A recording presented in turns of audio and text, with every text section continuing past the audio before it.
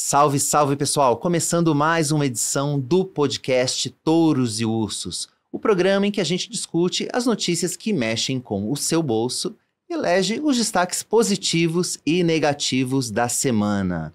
Eu sou o Vinícius Pinheiro e aqui do meu lado, deixa eu fingir um pouco de surpresa, Júlia Vilchen, repórter do Seu Dinheiro. Como é que você tá, Júlia? Tudo bem? Para variar, né, Vini? Oi, Vini. Olá a todos os que estão nos ouvindo, nos assistindo. Vamos aí mais uma vez para mais um programa aqui juntos. É isso mesmo. Bom, o programa de hoje é especial aqui, a gente tem um convidado aqui na nossa frente. Hoje está o Henrique Castiglione, que é sócio e CEO da EWZ Capital, assessoria de investimentos ligada ao BTG Pactual. Fala, Henrique, como é que tá? Tudo bem? Tudo bom, Vinícius? Prazer estar aqui. Prazer, Júlia. Obrigado pelo convite. A gente que agradece aqui a sua presença.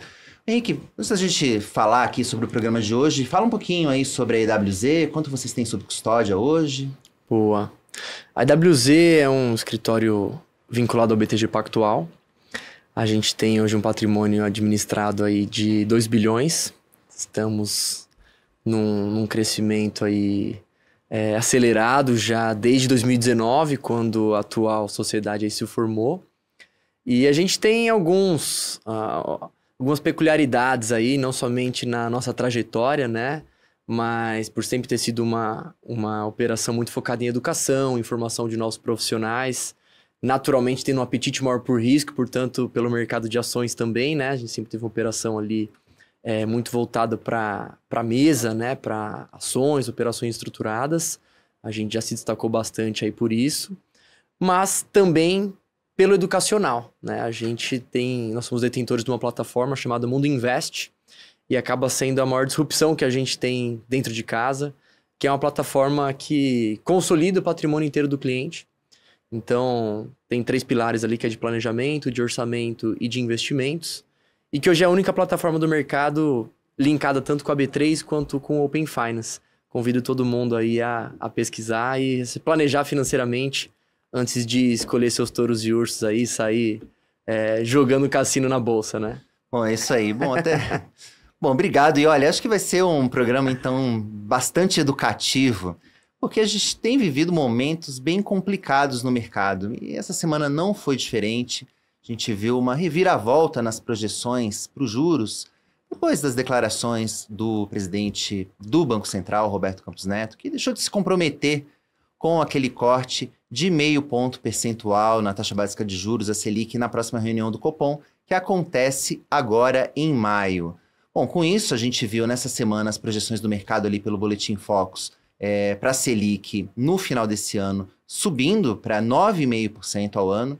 Lembrando, né, que tinha muita gente no mercado esperando que a Selic caísse até para baixo de 9%. Então, realmente, a gente tem dois lados, né, dessa moeda. O lado da renda fixa, que fica mais favorecido, com essa perspectiva de Selic um pouco mais alta por mais tempo. Por outro lado, a Bolsa, né, acaba apanhando um pouquinho mais e, né, num ano aí que ela já anda aí com uma certa dificuldade.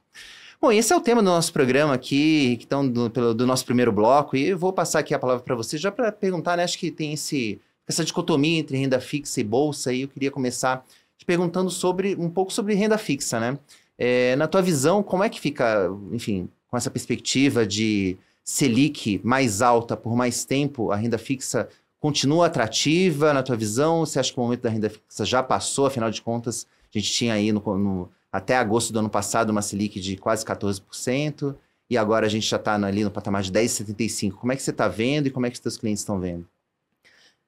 Acima de 2 dígitos, né, a gente ainda tem uma taxa de juros atrativa, né? Mas hoje no Brasil a gente tem muita pouca...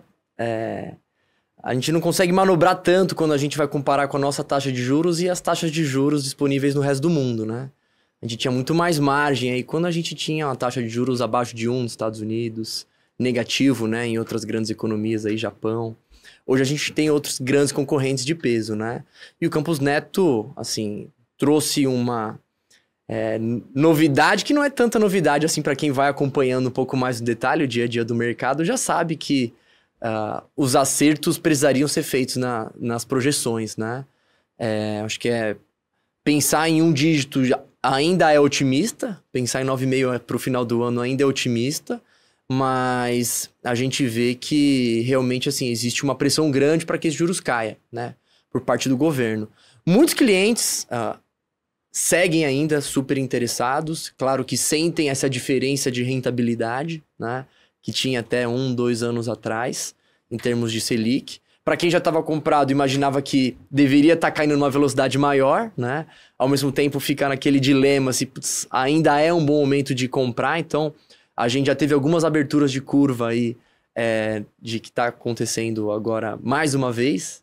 E o investidor que está focado ali no mercado encontra sempre oportunidades, né? Agora, tem muito questionamento também a respeito dos dados de inflação que são divulgados, né? Então, a gente teve uma última divulgação agora para março de 0,16, né? O IPCA de 0,16. O que, se você também vai olhar um pouco mais no detalhe, não é 0,16 coisa nenhuma, né? E aí, conversando ali com alguns formadores de opinião de mercado, assim, é colocado esse questionamento, né? Porque o governo hoje quer pagar menos, ele precisa se desalavancar. A gente está vendo uma alta muito grande de investimentos, ou de custos, né, de despesas, mas a gente não está vendo esse avanço proporcional nas receitas, né?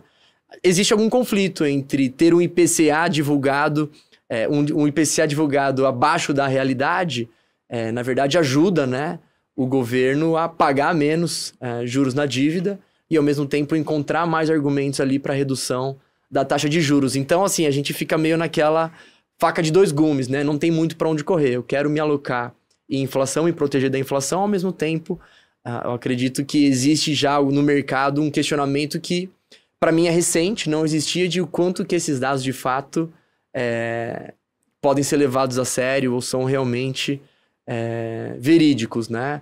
Para a gente aqui numa visão de mercado, a gente quer sempre oportunidades de um trade, de ganhar dinheiro, né? Vamos dizer assim, comprando, vendendo papel, mas para quem quer comprar posições a longo prazo, né? Que é a estratégia principal para um título público, por exemplo, atrelado à inflação, hoje a gente ainda está num momento que parece ser bom negócio, comparativamente com as ações especialmente. Independentemente do dado de inflação, a gente tem um juro real de 6%, acima de 6% para os títulos longos. Realmente é muita taxa, né? Assim, voltou para cima de 6%. Até mesmo para os padrões brasileiros, certo? Exato. Legal. Eu queria falar um pouco de um baque aí que aconteceu no mercado de renda fixa esse ano, que foi aquela mudança aí das regras para os títulos isentos, né? E a gente vê que a pessoa física gosta muito de títulos isentos e, sobretudo, das LCIs e LCAs, que agora tem aí um prazo de carência maior, né? As duas tiveram um prazo de carência aumentado nessa mudança de regras. Dentro da renda fixa, o que você vê como alternativa a esses títulos para a pessoa física? Eles continuam atrativos? Para quem prefere não ficar com um dinheiro tão preso pela carência, o que você vê como alternativa? O que vocês acham interessante hoje dentro da renda fixa para esses investidores que ficaram, de uma certa forma, órfãos daquelas boas condições de LCIs e LCAs? Isso é mais uma iniciativa ali focada em aumentar as receitas, né, do governo, e sem dúvida o investidor acaba tendo que pagar a conta, não só o investidor, mas enfim, né, todo mundo ali que de alguma forma financia, né, os gastos do governo, que é todo cidadão. Agora, em termos de alternativas que a gente tem, isso também impacta o mercado de crédito privado, né? A gente já veio do mercado que já vinha sofrendo com alta de juros, que já teve alguns desafios ali desde que a gente teve default ali nos papéis das americanas, né, no ano passado. Então, a gente já veio de um momento ali muito desafiador e agora vem mais esse baque aí para o investidor de ter menos esse benefício. Existem poucos benefícios disponíveis, esse era um que existia e que era muito utilizado. Hoje existem menos opções, mas ainda existem, né? É mais uma questão ali realmente de ajustar, como você falou, prazo. Vão ter menos opções, né? Teremos menos opções de crédito privado, CRIs e CRAs. Então, para onde que existe ali alternativas para você pagar menos imposto e ter essa eficiência mesclada com liquidez, né?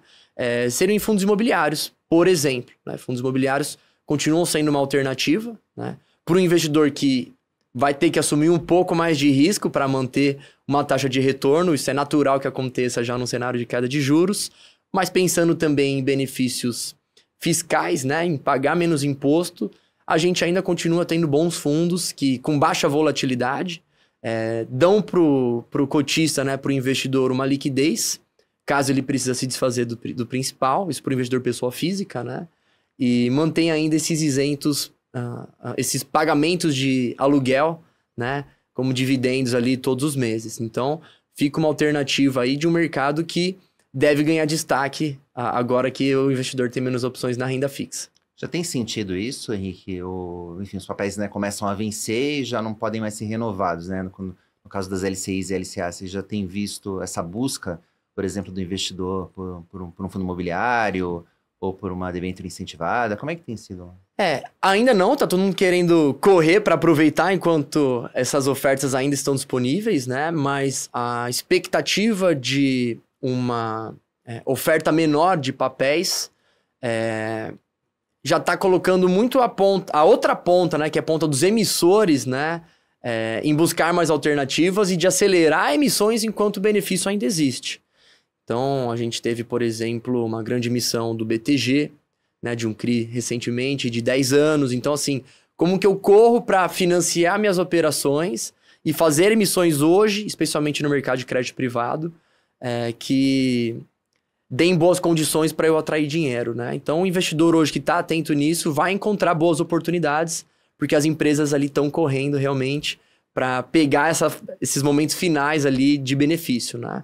Que no final das contas isso acaba sendo um desafio para quem está captando dinheiro, portanto financiando ali a atividade econômica.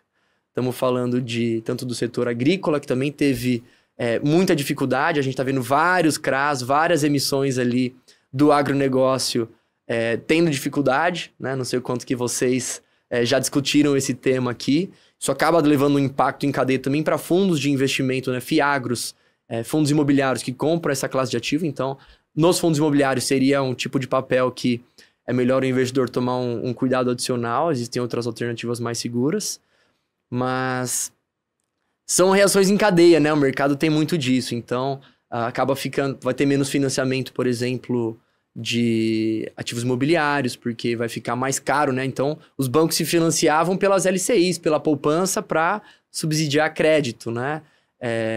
Imobiliário. Então, agora o investidor vai começar a ter menos opções ali de crédito também para investir na economia real.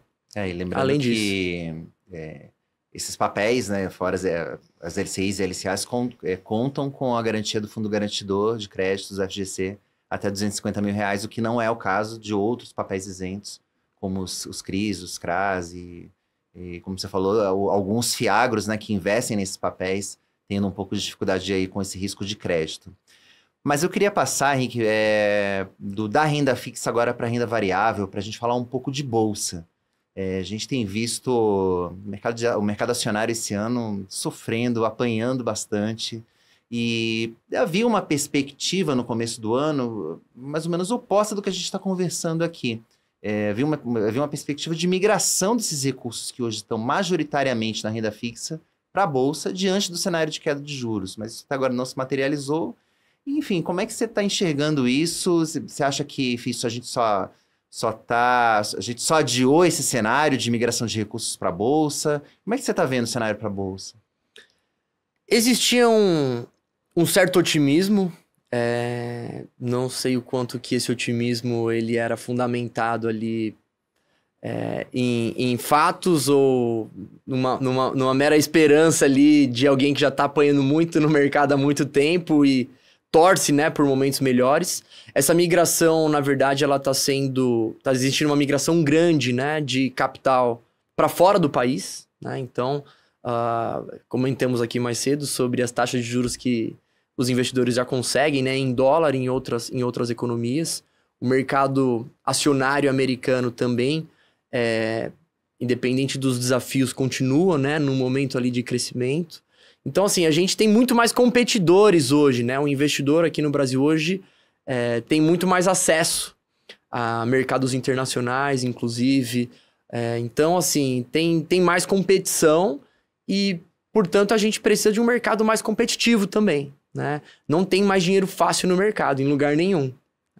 Os bancos centrais estão com as taxas de juros altas, então, para o empreendedor, para a empresa hoje, aumentar a sua capacidade de produção, comprar máquina, contratar gente, expandir, é um risco alto. E o mercado de ações acaba refletindo exatamente o dia a dia das empresas, né? Muitas vezes as pessoas compram ali uma ação, acham que é só um papel, um investimento. Não, aquilo reflete o dia a dia das empresas, né? É fácil você acertar no mercado de ações, você tem que olhar fundamento. Com fundamento você não erra. Tem muita gente que quer operar em cima de notícia, quer operar em cima de eventos, né? O event-driven, né? Agora a gente está prestes a entrar no mês de maio, que historicamente é o mês de menos liquidez nos mercados, no mercado americano, que acaba também se refletindo no resto do mundo. Então, assim, não tá fácil. A vida não tá fácil para o investidor. Não tá fácil. Mas, assim, sempre existem oportunidades. Sempre existem oportunidades. A questão aqui é que eu acho que a gente vai até discutir daqui a pouco aonde elas estariam, né? Mas pegando esse contexto macro, né? O investidor hoje também encontra no mercado de ações oportunidades ali de receber dividendos, né? Isentos de imposto em diversas empresas que também não tem jeito. Isso leva o investidor a ter que assumir, todos esses movimentos levam o investidor a ter que assumir um pouco mais de risco para manter uma rentabilidade esperada ali, que aqui no Brasil é um número mágico de 1% ao mês, né?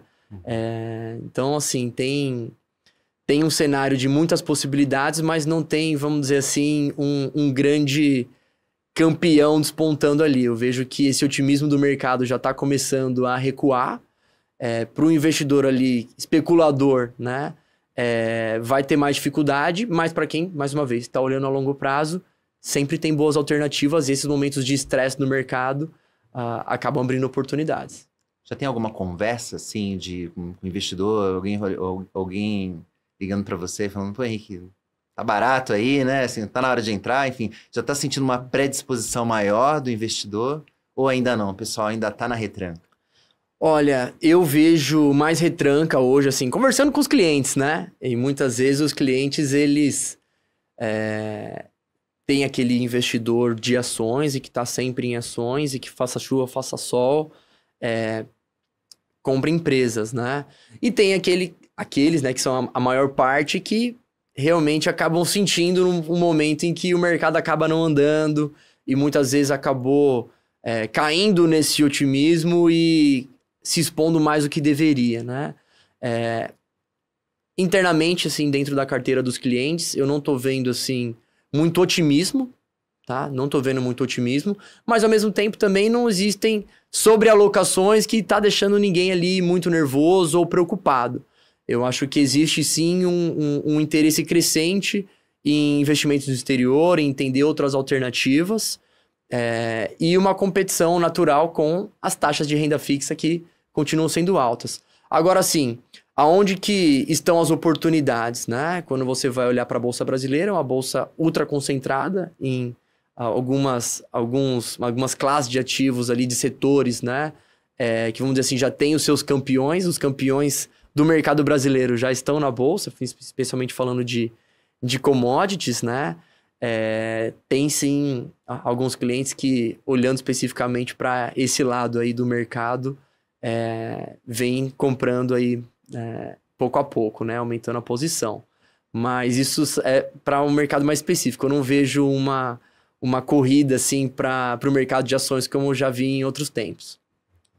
Beleza. Queria continuar falando de bolsa, mas agora retomar o assunto dos fundos imobiliários, né? Que são negociados em bolsa e os principais que a pessoa física investe.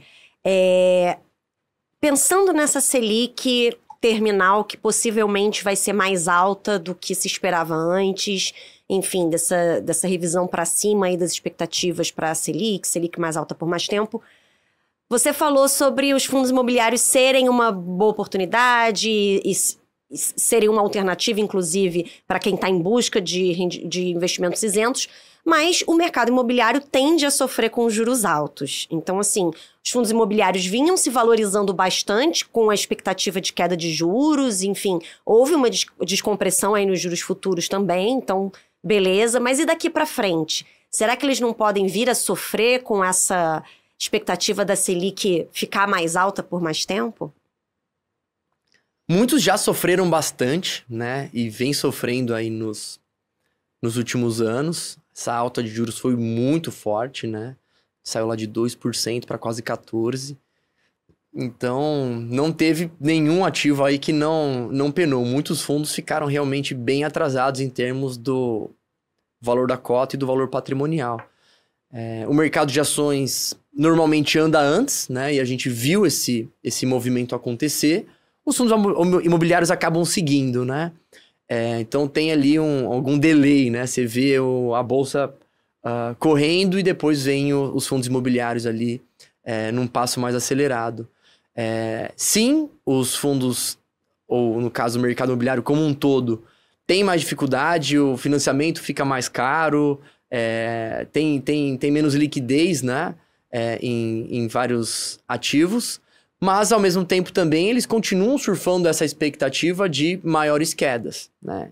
Então, mais uma vez, para o investidor que está olhando um pouco mais para frente e está entendendo que mesmo que isso demore um pouco mais, essas contas em algum momento vão se acertar e de uma forma ou de outra esses juros precisam cair porque o crescimento da nossa dívida, né, nesses patamares atuais são muito altos.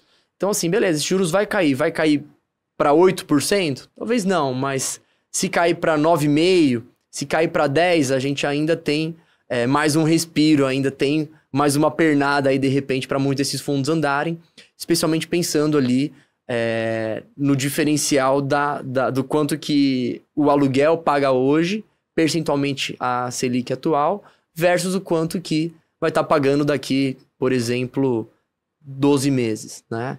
Então, a gente está falando que a gente tem aí uma Selic caindo mais 1%, a gente está falando que tem um upside aí potencial de, se for fazer uma regra, uma conta de padeiro, de mais 10% para muitos dos fundos imobiliários, né? Então, sim, tem oportunidade, mas o investidor, mais uma vez, não tem vida fácil. Vai ter que passar por estresse, por volatilidade. Então, a ideia é que realmente você possa fazer movimentos ali, mas fazer movimentos que não sejam tão bruscos, né? Compra um pouco desse fundo hoje, amanhã, esse fundo caiu, compra um pouco mais, mantém um dinheiro em caixa. Hoje a gente tem um CDI remunerando bastante, a gente ainda tem LCIs e LCAs com uma liquidez ali de 3 meses depois de liquidez diária. Isso tudo são ativos que pouco a pouco vão se encerrar. Então, aproveita que você ainda tem essa oportunidade e vai fazendo uma migração ali mais lenta, né? Normalmente você acaba conseguindo, dessa forma, administrar ali o seu nervosismo, administrar um momento de estresse, ver o momento de estresse no mercado como uma oportunidade. Eu acho que esse é o grande desafio que o investidor tem. Conseguir olhar com a frieza, né?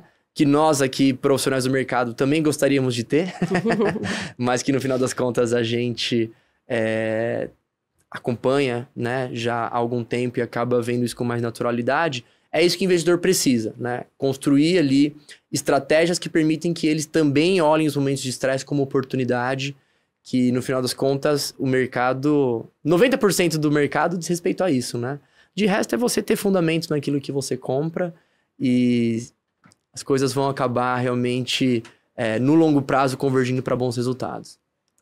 Bom, legal. E lembrando que um bom investimento para você que está assistindo a gente pelo YouTube é curtir esse vídeo, porque assim esse conteúdo chega para mais pessoas. Você também convido você para seguir o canal do Seu Dinheiro no YouTube, assim você recebe todas as nossas atualizações, inclusive o quadro da Dinheirista, que a Julia Vilchen responde às dúvidas dos nossos leitores.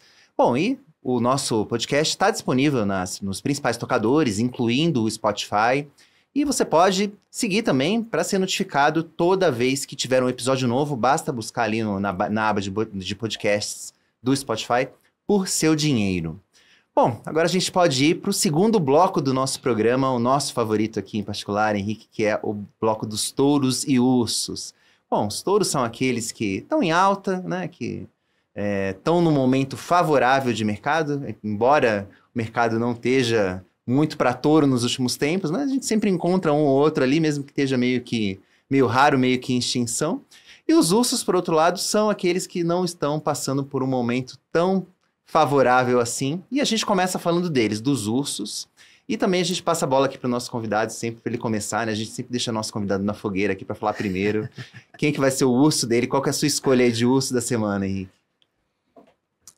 A gente comentou mais cedo aí do evento das lojas americanas, né, no ano passado, que eu acho que começaram, ou na verdade, trouxeram à tona um desafio para o setor de varejo, né, que já historicamente é um setor ali mais difícil, né, que atua com margens muito baixas, que tem que lutar todos os dias ali contra uma inflação crescente, né, e tem vários desafios também de estoque, de logística. Então eu vejo que assim, os ursos estão ali rondando, né, mais do que nunca o setor do varejo, né? Se fosse para eu escolher ali realmente um setor para você ficar longe nesse momento, seriam realmente de empresas que atuam nesse setor.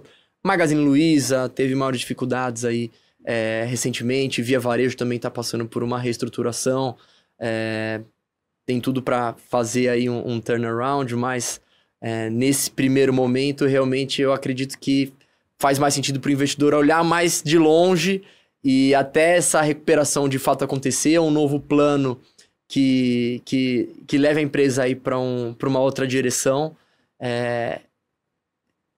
Eu acredito que são os touros do momento aí, na minha opinião. Tem mais umas tranqueiras por aí, né? Que dá sempre para encontrar, não é tão difícil, especialmente nos momentos de mercado mais difícil. Mas para usar aí um setor, não somente falar de uma empresa especificamente, mas de um setor como um todo aí, que acho que traz preocupação, seria o varejo. É impressionante, os ursos parece que estão hibernando assim, nas lojas no varejo como um todo. E a gente falou de juros no programa, e uma perspectiva de uma queda mais lenta da Selic acaba também sendo um outro fator que dificulta a vida das varejistas. Hein? E tem uma questão também da competição que existe hoje com as plataformas, né, das varejistas online, vamos dizer assim. Então, já é uma ambição antiga, né, dessas empresas aqui do mercado brasileiro de se digitalizar, né, de se atualizar em termos de e-commerce, né, mas quando a gente vai olhar assim, eu vejo em casa, né, daqui a pouco a minha avó não usava nem celular, agora compra no Mercado Livre, né, agora antes de ir no mercado, vê se não consegue comprar pela Amazon. Então, esse acesso também que o brasileiro já tem, um dos maiores do mundo, né, a telefone celular, a internet, acaba também tornando mais desafiador ainda para as empresas do varejo. Então, assim, elas sabem desse desafio, não é de hoje, estão se movimentando. A gente sabe como o jogo vira rápido também, né? Um urso hoje, amanhã, dá uma disparada aí, uma empresa que está penando há algum tempo, amanhã é a empresa que pode subir algumas vezes ali de valor. Mas, mais uma vez, né? Em termos de risco-retorno, eu acredito que tem opções aí melhores. Legal, bom. E você falou tudo. O urso de hoje pode ser o touro de amanhã e vice-versa, que diria exatamente o urso da Júlia, né, Júlia? Para quem você vai dar o seu prêmio? Vini. Eu juro que não é uma provocação com o João Piccioni, que estava aqui da outra vez, né, no programa passado, e que escolheu como touro, né, na semana passada. Mas infelizmente se revelou, pelo menos nessa semana e nessa edição do programa, um urso. Eu escolhi como meu urso a Meta, mas é um urso meio touro, né? Porque assim, não é que a empresa esteja mal, não é que ela tenha reportado números ruins, muito pelo contrário, né? A Meta divulgou nessa semana o seu balanço do primeiro trimestre aí do ano e superou todas as expectativas aí do mercado, em todas as principais métricas. Foi um balanço super forte, inclusive essa é a avaliação dos analistas da empresa, né, que analisam as ações da empresa. Mas mesmo assim, os papéis da Meta caíram aí no aftermarket lá de Nova York, né, caíram mais de 20% logo depois da divulgação dos números. E, enfim, a gente está gravando aqui na quinta-feira e as ações estão com uma queda aí de mais de 10%. E por que isso, né? Não foi pelos números do balanço, pelo que foi reportado, né, do passado, mas sim pelas projeções da empresa aí para o segundo trimestre, né? Na verdade, ela fez projeções de crescimento de receita que vieram abaixo do que eram as projeções do mercado, a expectativa do mercado, e projeções de despesas acima também da expectativa do mercado, o que é aí meio que reacender um fantasma do passado recente da Meta, porque a Meta no ano passado teve que fazer aí uma readequação de custos bastante significativa e o mercado ficou bem de olho nisso.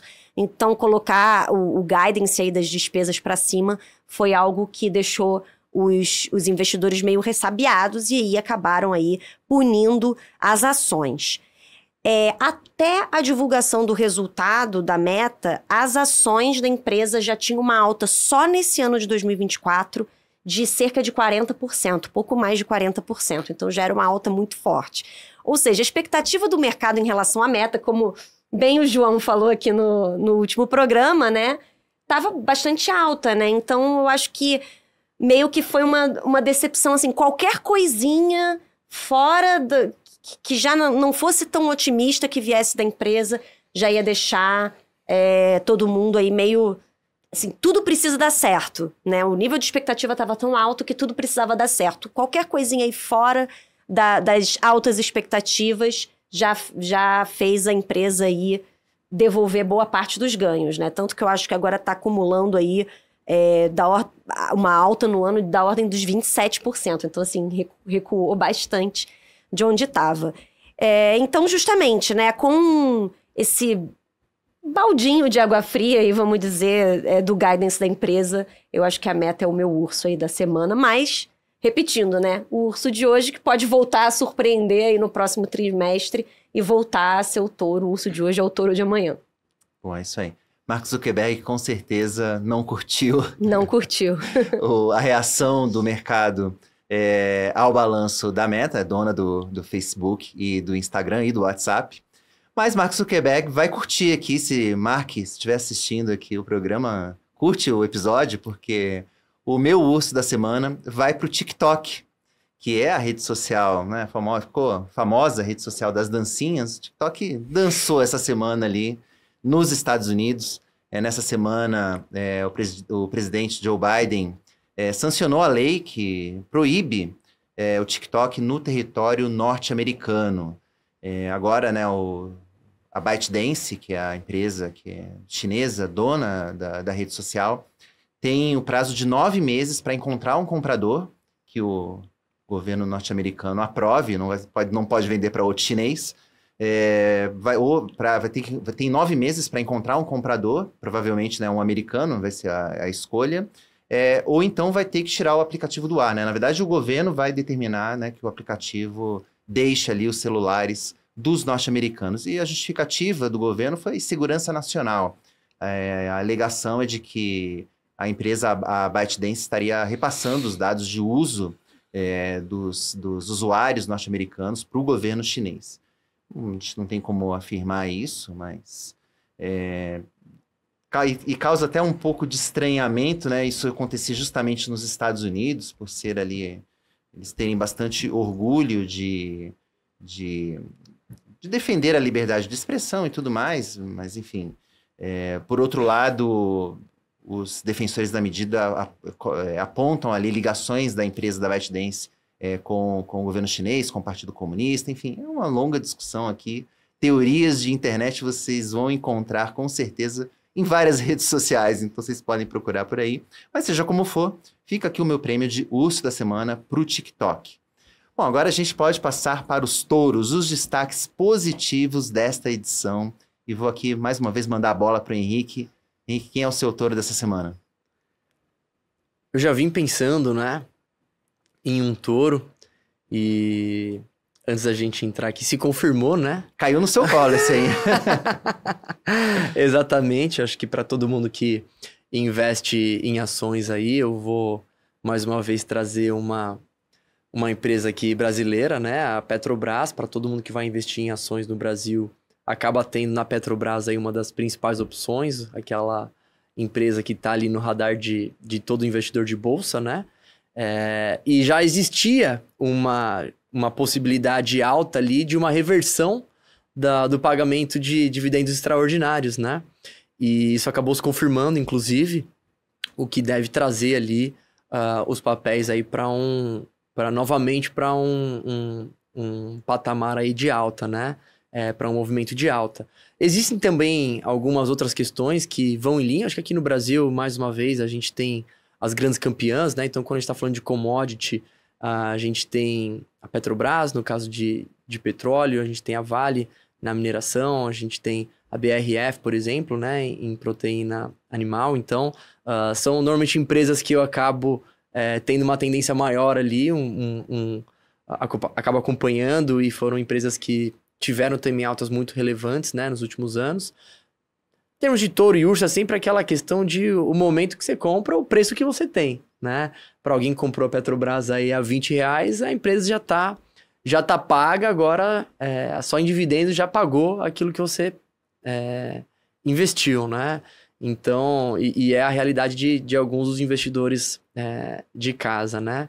Mas a gente tem uma série de conflitos globais que acabam trazendo ali também maiores riscos, né? Para muitos dos países exportadores de petróleo, dificuldades ali também de trânsito, né? Em alguns dos principais canais que existem hoje, canal de Suez, canal do Panamá, por um outro motivo, mas que também está trazendo desafios ali na logística internacional. E também a alta do dólar, né?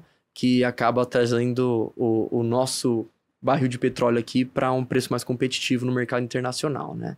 Então, acho que a Petrobras ali sem dúvida, até aproveitando aqui essa notícia de última hora, que o Vinícius pode comentar um pouco mais ali com o viés jornalístico, o meu touro.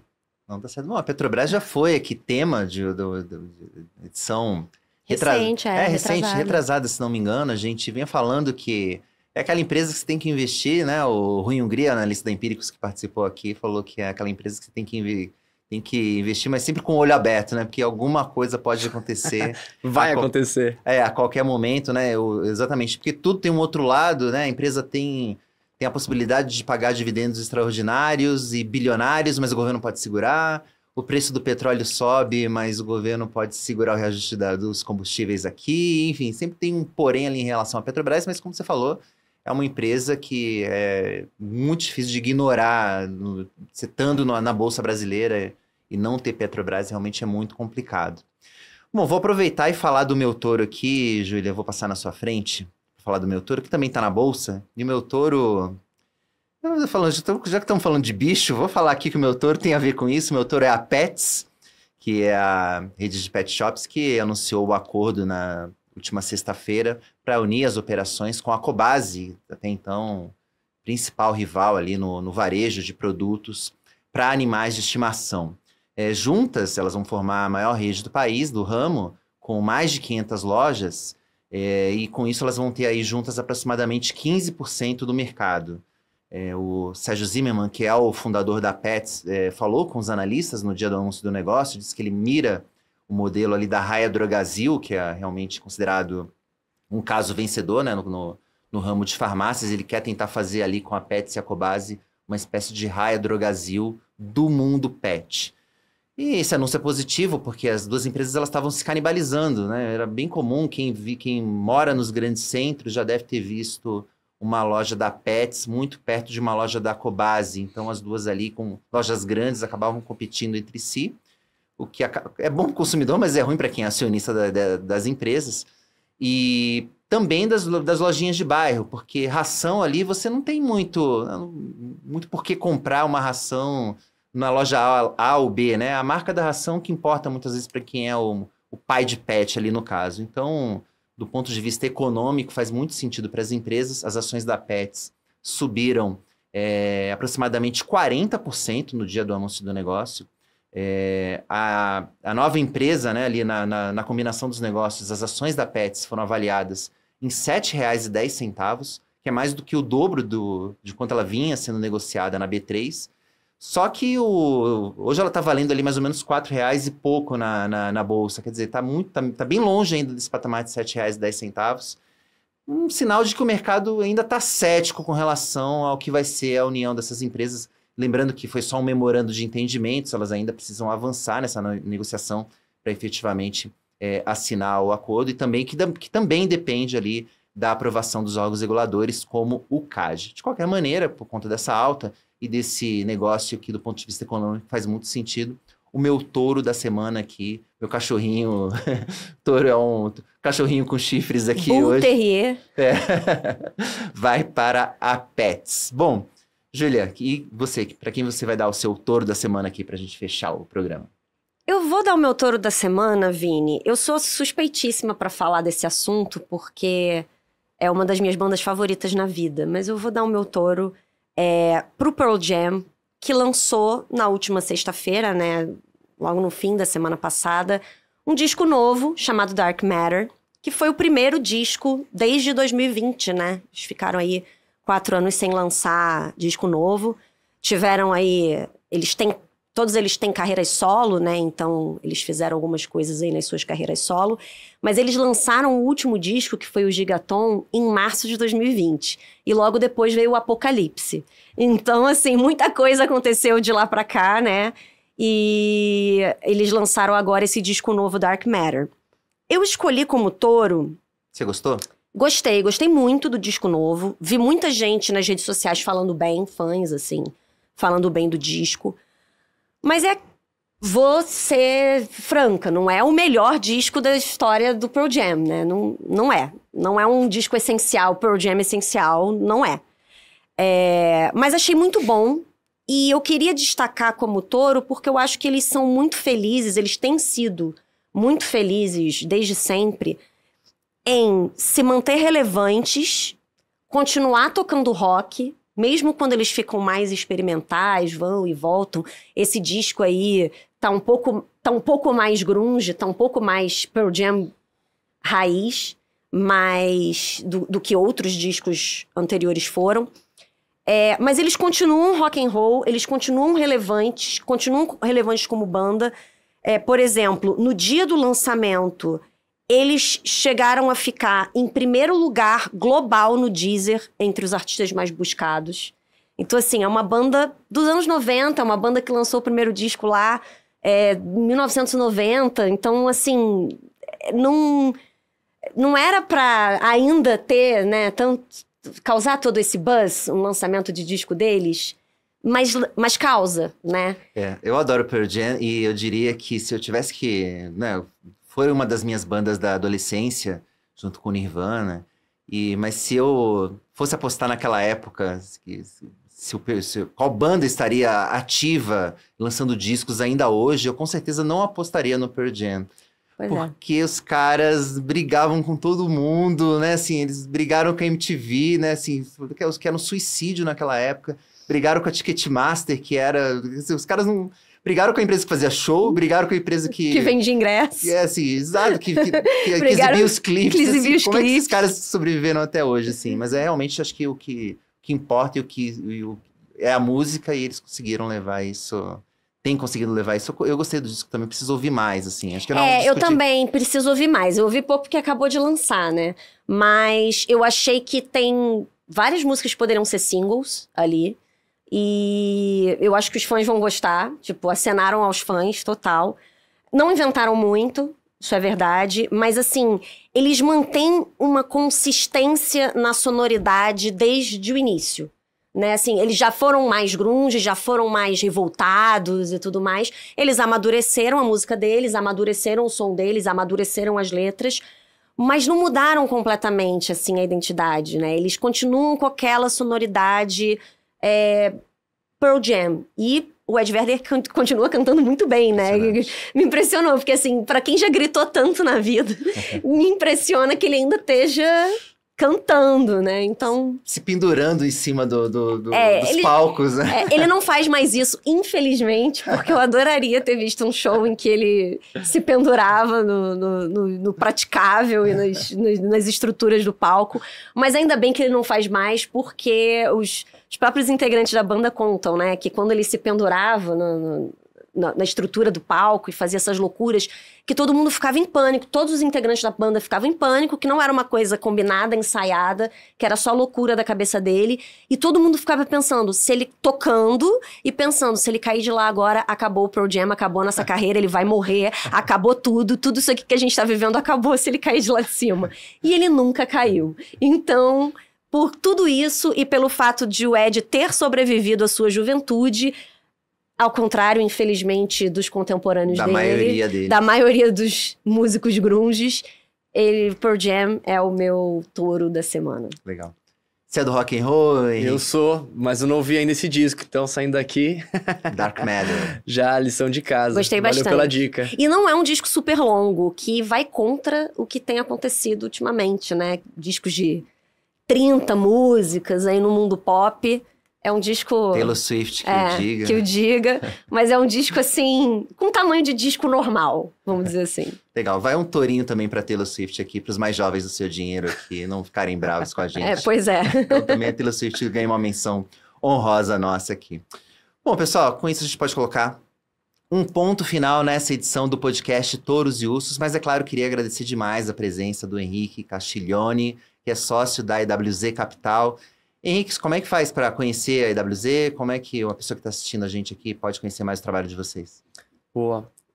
A EWZ está presente aí em todas as redes, né? Então, sigam a gente aí no Instagram, acho que é onde a gente acaba movimentando mais ali. A gente tem, inclusive, para quem é cliente, uma comunicação ali com melhores amigos, né? Então, de todos os dias a gente já está fazendo essa comunicação diretamente com todas as áreas especialistas do escritório, comentando aqui os touros e ursos com uma frequência... Todo dia. Exato, mais rotineira, entre outros temas relevantes aí. E assim, a gente está aqui em Alto de Pinheiros, a gente está presente em outras cidades também, outras capitais do Brasil. Mas normalmente a nossa porta de entradas é por meio do Mundo Invest, que acaba atraindo ali um público de pessoas que vêm mais focadas, né, com planejamento financeiro, né? Todo o nosso trabalho é pautado exatamente nisso, né? Então, antes de você investir o seu dinheiro, tenha um propósito para esse dinheiro, né?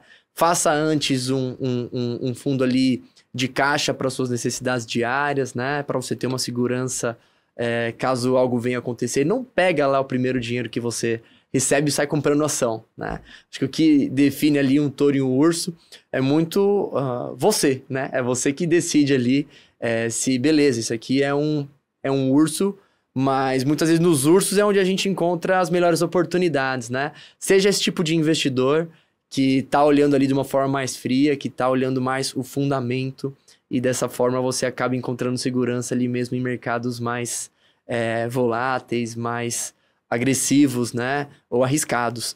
Então, segue a gente nas páginas tanto do EWZ Capital quanto do Mundo Invest, e vai ser um prazer aí estar presente conversando com vocês sempre que for possível, e também de receber ali tanto vocês quanto qualquer pessoa que tiver interessada aí na EWZ no nosso escritório. Fica aqui pertinho, em Alto de Pinheiros. Bacana. Bom, Júlia, você também está nas redes sociais com a sua identidade secreta, não é mesmo? A minha identidade nem tão secreta, Vini.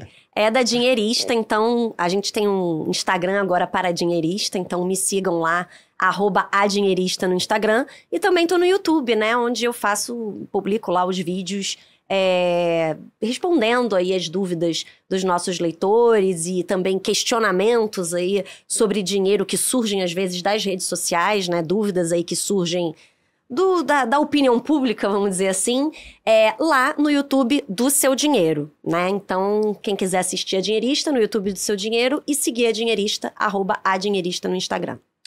É isso aí, pessoal. Também acessem seudinheiro.com para ficar por dentro de tudo que mexe com os seus investimentos. É isso aí. Até a próxima e aquele abraço.